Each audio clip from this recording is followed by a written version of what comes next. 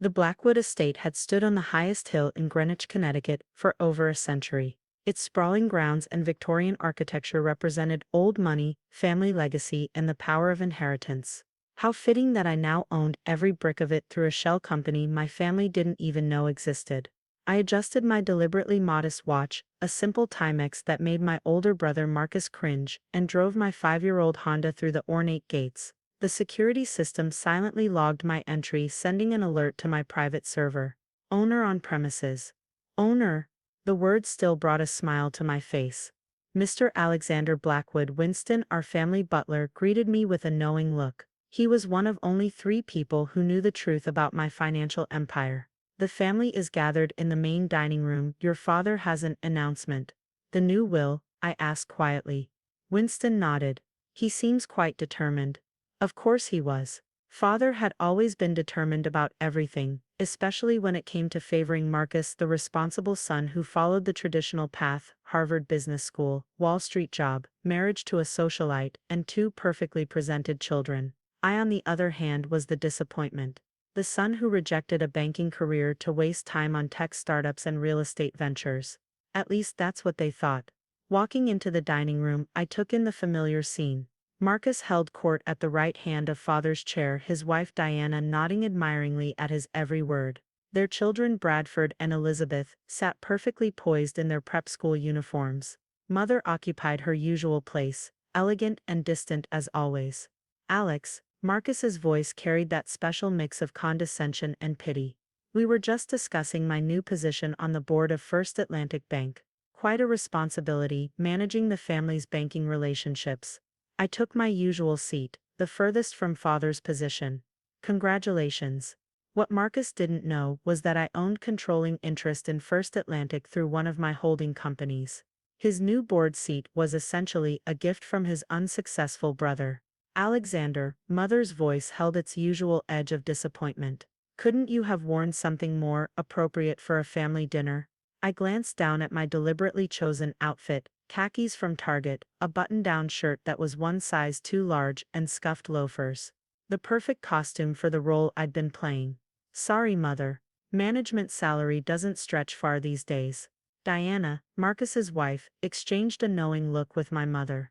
Well, at least you're employed, even if it is just running that little tech support company. If they only knew.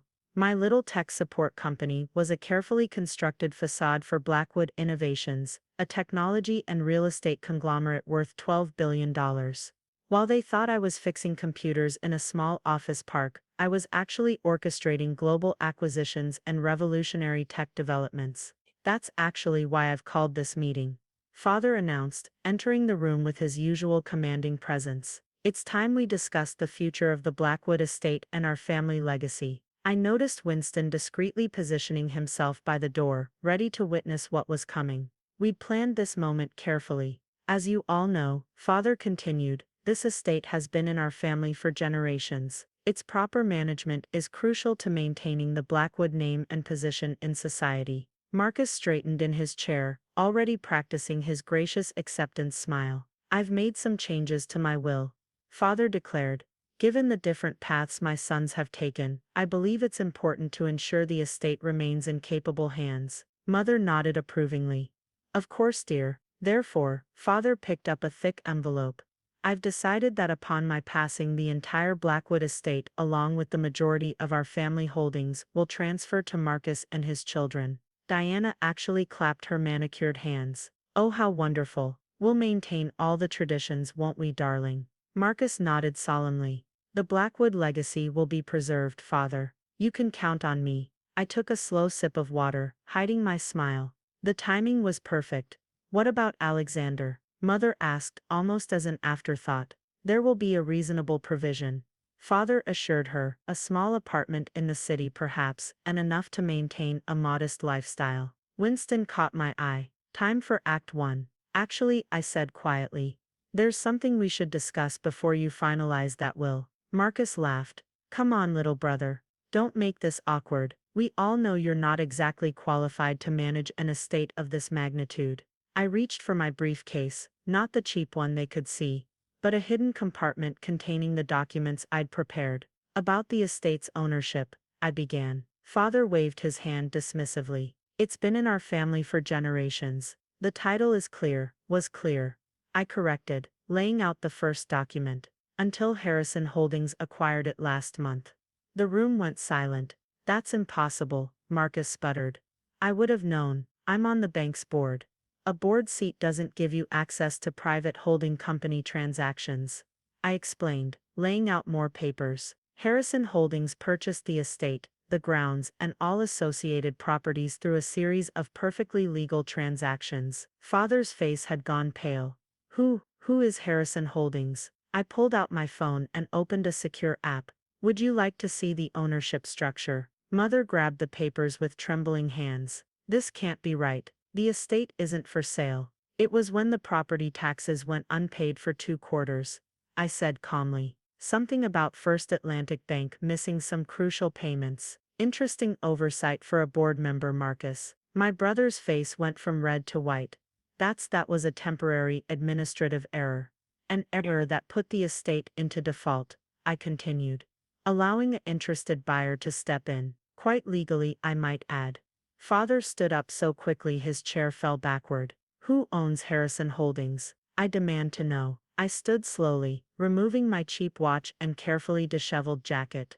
I do, along with Blackwood Innovations, Global Tech Solutions, and about 30 other companies you've never heard of. Diana actually gasped. The tech support company is a cover for a technology and real estate empire worth roughly $12 billion. I finished. Would you like to see the quarterly reports? Our space program is particularly interesting. Marcus lunged for the papers. You're lying. This is some kind of trick. Winston, I called. Please show them the live feed from our Tokyo office. The butler, who was actually my chief of global operations, activated the dining room's hidden screens. Suddenly the walls displayed real-time data from Blackwood Innovations offices worldwide. Market caps, stock prices, acquisition reports, and development projects scrolled past in an overwhelming display of corporate power. While you were playing banker, I told Marcus, I was building something real, something bigger than trust funds and society parties. Mother had sunk into her chair. But you're the you never what, Mother? Never lived up to the Blackwood name. I'd say buying the entire family estate qualifies as living up to it. Father found his voice. Why the deception? Why pretend to be unsuccessful? Because you taught me an important lesson, Father. You taught me that the Blackwood name opens doors, but it also creates expectations, limitations. So I built my empire without it. No family connections, no inherited privilege, just hard work and strategy. Diana was frantically typing on her phone. Oh my God, he's telling the truth. Blackwood Innovations just acquired that tech company everyone's been talking about. An hour ago actually, I confirmed. While you were discussing Marcus's board seat, I was closing a $3 billion deal. Father slumped back into his chair. The will is irrelevant, I finished. You can't will away something you don't own. But don't worry. I have plans for the estate.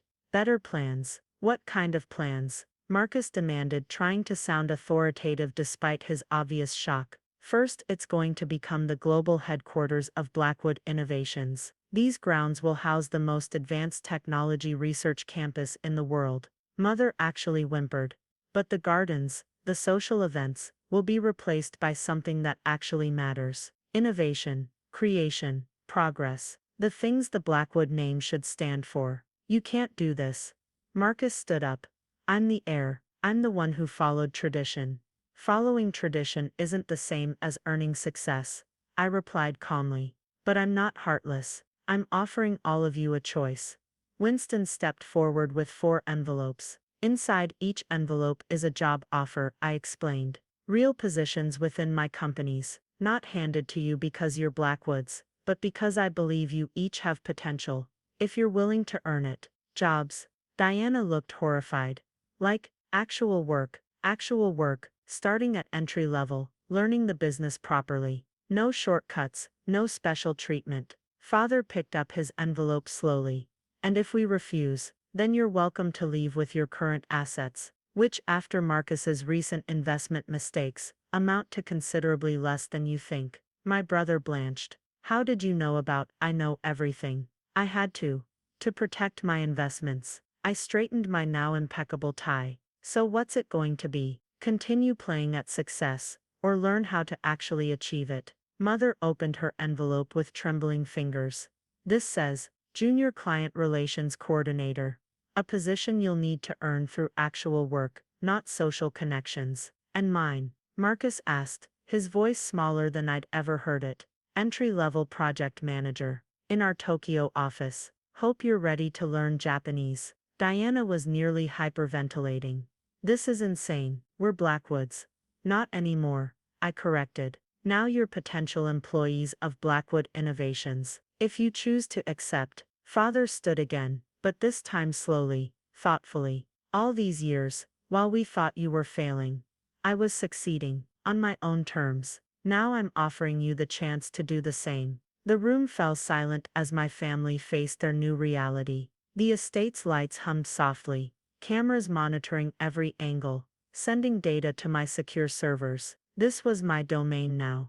Every brick, every tile, every carefully maintained garden. You have 24 hours to decide, I announced, gathering my papers. Winston will show you the complete terms of employment. Oh, and one more thing. They looked up, still shell-shocked. The estate's dress code is business professional. Those prep school uniforms and society gowns won't be appropriate for a working technology campus. As I walked out, Winston fell into step beside me. Shall I begin the renovation preparations, sir?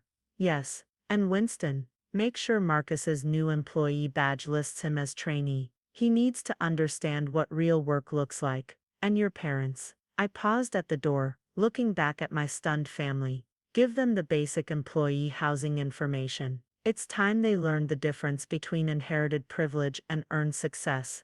The first Monday after my revelation dawned bright and clear. I stood in my new office, formerly the estate's grand ballroom, watching the construction crews begin transforming the manicured gardens into the future Blackwood Innovations campus. Winston appeared at exactly 7 a.m. Sir, your family has arrived for their first day. They're adjusting. I checked the security feeds. Marcus stood in the employee parking lot, staring at his new assigned spot, no longer next to the main entrance but in row K space 247. His Ferrari had been replaced by a company-issued hybrid sedan. Diana struggled with her employee badge, her designer dress replaced by standard business attire. Mother and father arrived separately, both looking lost without their usual morning routines of social calls and club meetings. Have them report to the main orientation room, I instructed. Time to begin their education. The orientation room, formerly our formal dining room, now featured rows of standard office chairs and a large presentation screen. My family sat awkwardly in the front row, surrounded by other new employees who had no idea they were sitting next to the former owners of the estate. Welcome to Blackwood Innovations, I began, stepping to the podium. You're here because you've shown potential. Nothing else matters. Not your background, not your connections, not your family name. Here you earn your place. Marcus shifted uncomfortably in his chair. Diana kept tugging at her non-designer blazer. Over the next 6 weeks you'll learn our systems, our standards, and our values.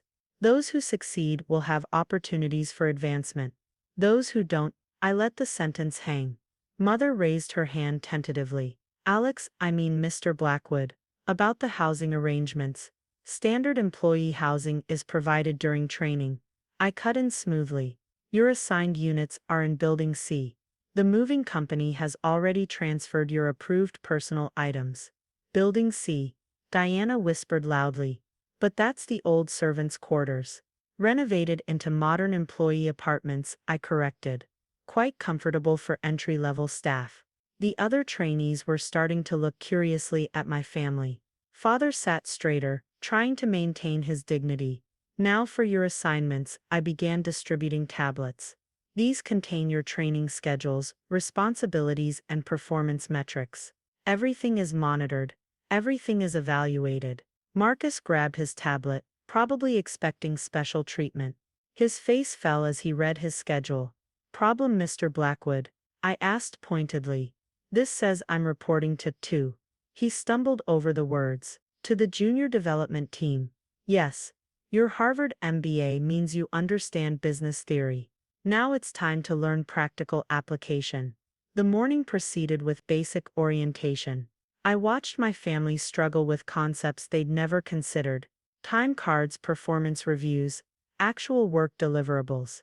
Diana nearly fainted when she learned she'd be handling her own administrative tasks without an assistant.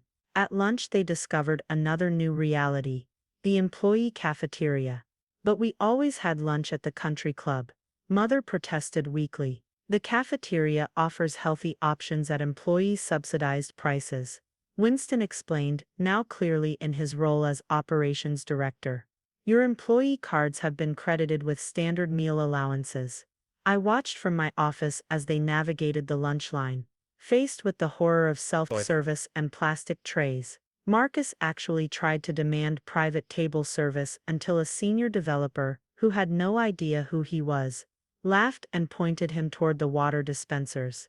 The afternoon brought their first real tasks. Mother was assigned to shadow our client relations team, learning how real business relationships worked, not through social connections, but through professional service and actual value delivery. Father surprisingly showed the most adaptation. His assignment in product development seemed to spark something in him.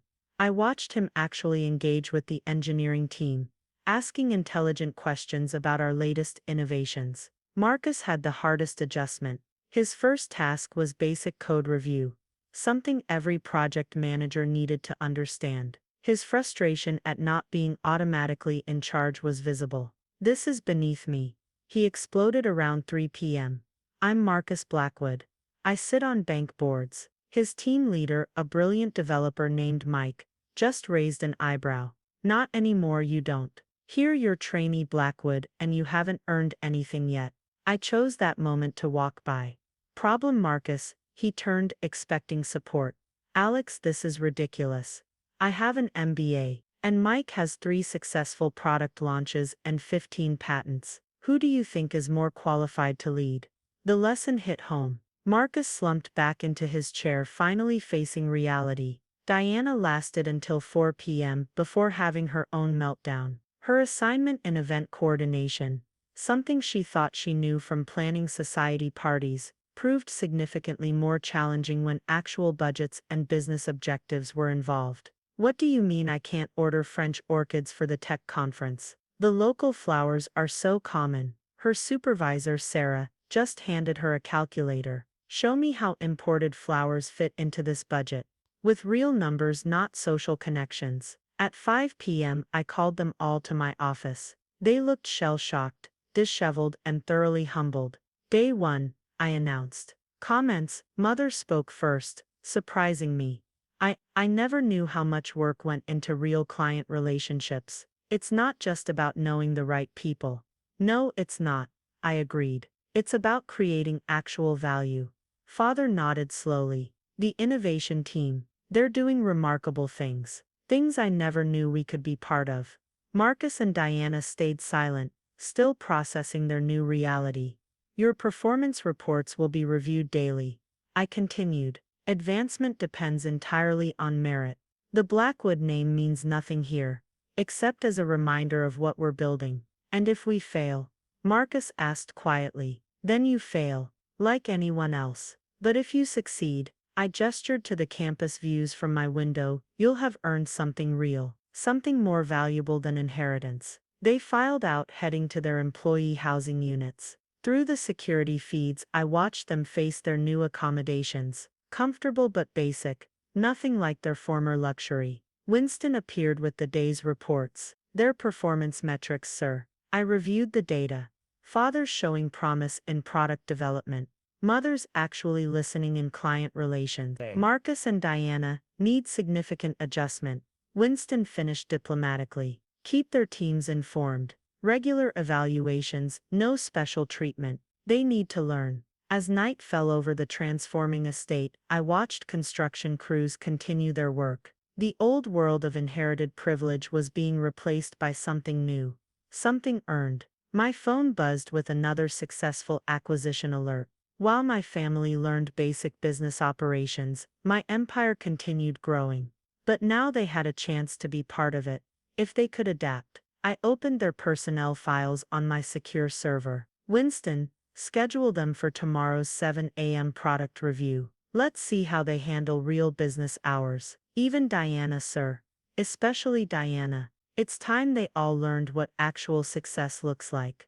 The estate's lights shifted to evening mode, illuminating the growing campus. Tomorrow would bring new lessons, new challenges, and perhaps the beginning of real understanding. The Blackwood name was transforming, one humbling lesson at a time. 3 weeks into their employment education, as Winston diplomatically called it, the first real test of my family's transformation arrived in an unexpected form. I was reviewing campus expansion plans when urgent alerts lit up my screens. A major security breach had been detected in our prototype lab, and the source traced back to Marcus's employee credentials. Sir Winston appeared at my door, tablet in hand.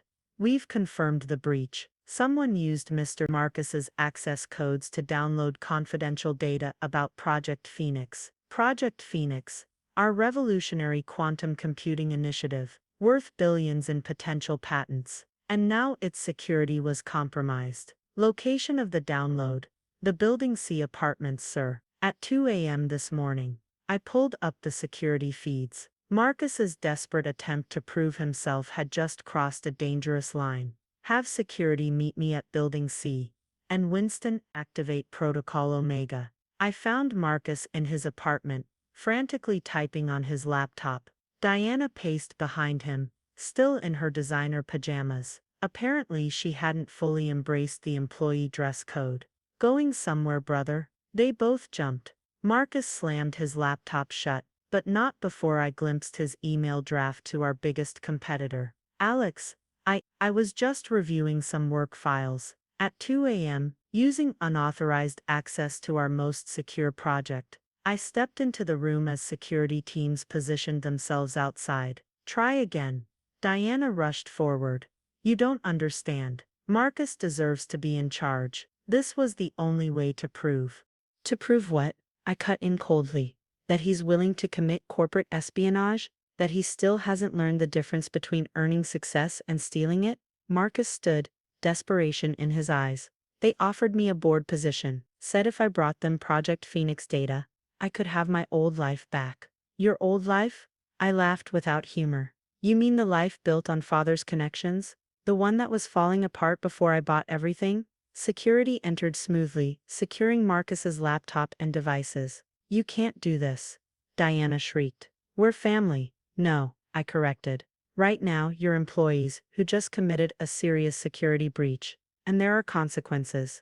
Mother and father appeared in the doorway, drawn by the commotion. They looked different after 3 weeks of actual work. More grounded, less artificial. Alexander, father started. What's happening? Your son just tried to steal corporate secrets to buy his way back into his old lifestyle.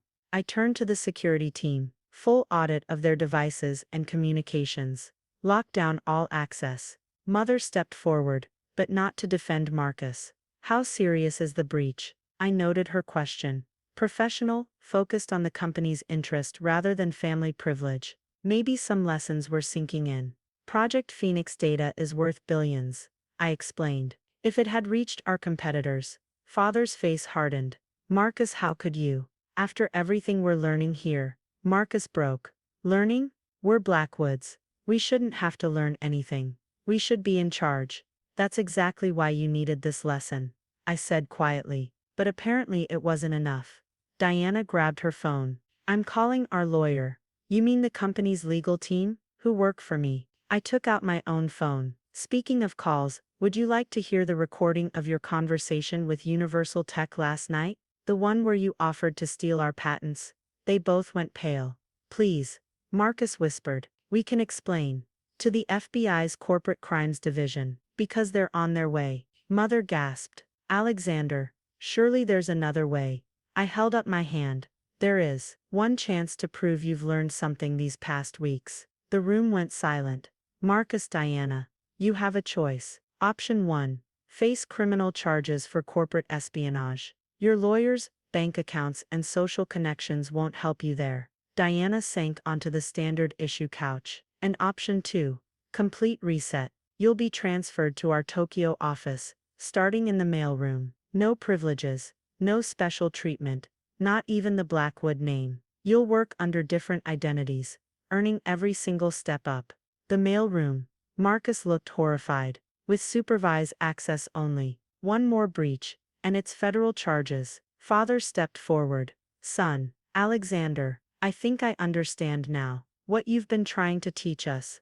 I turned to my parents. And what's that, Father? That real success isn't inherited or stolen. It's built, like you built all this, not as a Blackwood, but as someone who earned it. Mother nodded slowly. These past weeks in client relations, I've learned more about real business than in 30 years of social networking. I studied them both. Their clothes were simpler now, their manner more genuine. 3 weeks of actual work had started a real transformation. Then you understand why Marcus and Diana need this reset. Yes, Father said firmly. And I think it's time I resigned from my social club boards. The innovation team needs more focus. Mother straightened her non-designer jacket. My client development certification exam is next week. I should be studying instead of worrying about society events. Marcus and Diana stared at their parents in shock.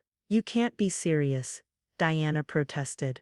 You're choosing this common work over family tradition. No, Mother replied calmly. We're choosing real achievement over empty status. Something your brother tried to teach us from the beginning. I turned back to my brother and his wife. Tokyo or federal charges? Choose now. Marcus slumped in defeat. When do we leave? Tonight. Winston has your new documentation ready. You'll be Mark and Dana Smith, junior trainees. I gestured to security. Pack 1 suitcase each. Standard employee relocations items only. As they were led away, Father touched my arm. I have a proposal for the quantum processing cooling system. The team thinks it might work. Submit it through proper channels, I replied. Just like anyone else. He smiled. A real smile, not his old social mask. Of course, that's how real innovation happens. Mother checked her tablet. I have a client meeting in 10 minutes. If you'll excuse me, I watched them head to their respective departments, transformed from social elites into actual professionals. Winston appeared with the Tokyo transfer documents. Their new identities are prepared, sir. Complete background reset. And the Project Phoenix data. Contained. They never got through the secondary security protocols you installed specifically for this scenario. I nodded. You knew they'd try something like this. Old privileges die hard, sir. But real change often requires a crisis. Through my office windows, I watched the campus growing. The old estate's formal gardens had been replaced by sustainable research facilities. The tennis courts were now solar-powered data centers. Their first performance reviews from Tokyo come directly to me. I instructed. Let's see if they can really learn this time. And your parents? I smiled slightly. Keep monitoring, but I think they're actually getting it. That evening, as Marcus and Diana boarded the corporate jet to Tokyo, in economy seats, I received 2 notifications. First, Father's cooling system proposal had passed initial review, on its own merits. Second, Mother had scored top marks on her client relations certification practice exam. Real change was possible. Sometimes it just needed a push, or in Marcus's case, a complete reset. The estate's lights shifted to evening mode, illuminating a campus where success had to be earned, one honest step at a time. 6 months after the crisis, I stood in my office reviewing 2 very different reports. The first was from our Tokyo office, detailing the progress of Mark and Dana Smith, formerly Marcus and Diana Blackwood. Starting from the mailroom, they'd slowly begun to understand real work. No shortcuts, no family name to hide behind. Mark had actually earned a promotion to junior analyst, while Dana discovered a talent for logistics coordination. The second report made me smile. Father's quantum cooling system had just been approved for patent filing, while Mother's client relations department showed the highest satisfaction ratings in company history. Sir, Winston appeared with the quarterly updates. The board meeting is ready, and your parents are waiting outside. They entered, transformed from the social elites they'd once been. Father wore a practical business suit, a prototype tablet in hand. Mother's outfit was elegant but professional. her bearing now genuine, rather than artificial. Alexander, father began. We've been thinking about the Blackwood name. I raised an eyebrow. Oh, mother stepped forward. We'd like to remove it from the company. Completely. That surprised me. Explain. These past months, father continued, we've learned what you've known all along. Real success isn't about family names or inherited privilege. The client relations team suggested Innovation Dynamics as our new brand. Mother added, based on market research and actual business metrics. I studied them both. You understand what this means. No more social prestige. No more legacy status. We understand that we want to earn our place. Father replied, like our son did, like Marcus and Diana are finally learning to do. Winston brought up the Tokyo feeds. Marcus, now Mark, was presenting a junior analysis report to his team. No arrogance, no entitled attitude, just solid work and earned respect. Dana, efficiently coordinated shipments, her former obsession with status replaced by pride and actual accomplishment. They're not ready to be Blackwoods again, Mother observed. Maybe none of us were, until we learned to be something else first. I opened my secure files. Actually, I've been considering some organizational changes. They waited, no longer assuming family privilege. Father, the innovation team wants you as their official technical director, based on merit, not name. He straightened. The cooling system patent, and the 3 other innovations you've developed. Real achievements earned through work. Mother-client relations is now our fastest growing division. The board suggests making you global director, if you complete the advanced certification. She nodded firmly. I'm halfway through the courses already.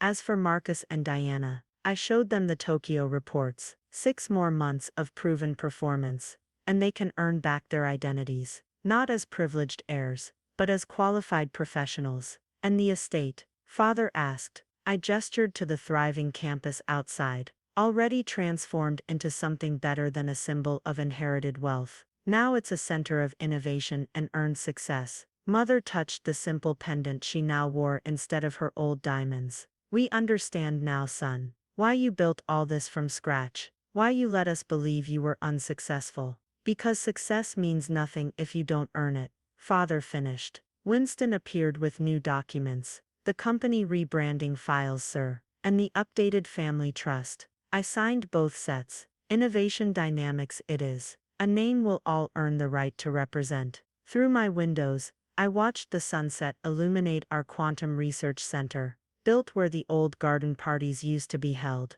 The tennis courts were now solar-powered AI labs. The garage that once housed luxury cars contained prototype electric vehicles. One last thing, I said, handling them each a key card.